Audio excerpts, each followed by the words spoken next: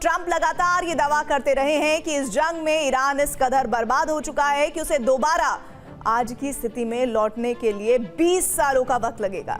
लेकिन उनका ये दावा ईरान ने झूठा साबित कर दिया है। अब हालात ये हैं कि अमेरिका ईरानी चक्रव्यूह में घिर गया है। ऐसे में ट्रंप वार्ता का दबाव बना रहे हैं। लेकिन सवाल ये है कि अचानक ट्रंप का जंगी रुख कैसे बदल गया? आखिर क्या है अमेरिका के बदले तेवर के पीछे की कहानी? हमारी इस रिपोर्ट में देखिए। ईरान जंग अब खत्म होने के करीब है। ईरान पूरी तरह से बर्बाद हो गया है। ईरान के इंफ्रास्ट्रक्चर और हथियार बेस तबाह हो गए हैं, जिन्हें दोबारा बनाने में 20 साल लगेंगे। सिर्फ ईरान की तैयारी ही नहीं, बल्कि कुछ ऐसे अहम वजह भी हैं जो ट्रंप को समझौता करने के लिए विवश कर रही है, जिसमें उन पर आर्थिक दबाव है।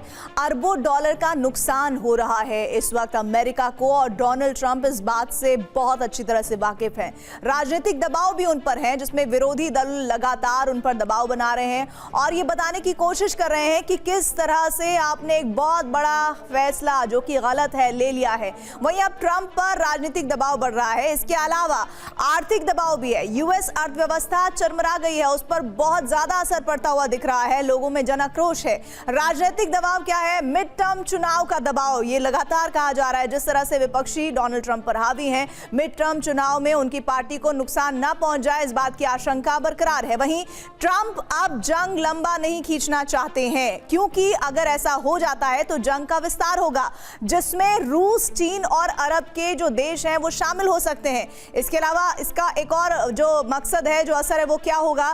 तेल और गैस संकट को लेकर ट्रंप पर वैश्विक दबाव और बढ़ रहा है। अरब देश लगातार अमेरिका पर जंग खत्म करने का दबाव बना रहे हैं ताकि तेल और गैस की किल्लत से राहत मिल सके। यही वजह है कि अब ट्रंप के लिए इस जंग को खत्म करना मजबूरी बन गया है।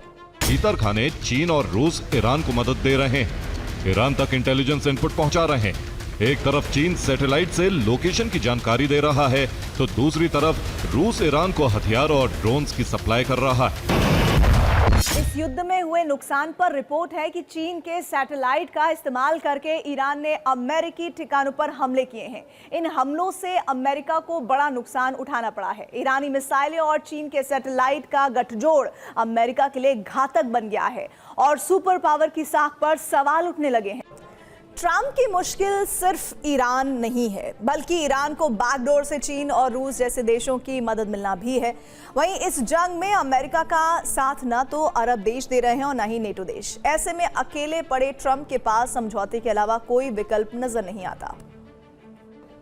रूस, चीन और नॉर्थ कोरिया ये अमेरिका के जानी दुश्मन हैं और सीक्रेटली ईरान की मदद भी कर रहे हैं, जबकि इतना तय है कि अकेले अमेरिका इन चारों देशों का मुकाबला नहीं कर सकता है।